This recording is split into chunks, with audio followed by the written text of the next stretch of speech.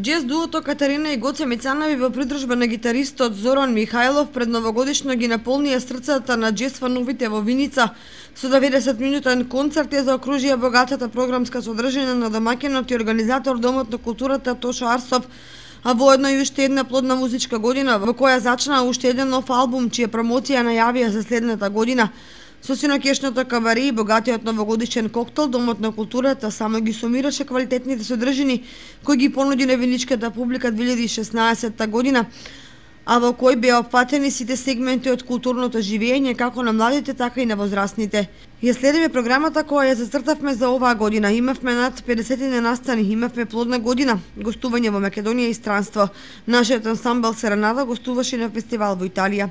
Гитаристите гостуваа во Бугарија, имавме настапи во Турција. Задоволни сме и од она што го понудивме во рамките на 8-то издание на годинешниот 8-ми фестивал Виница Веритас. Ја проширивме издавачката дејност со уште една нова книга на афоризми. Организиравме голем број изложби и на крајот најважно е што матичните форми во оваа институција работеа школите за клавир и гитара.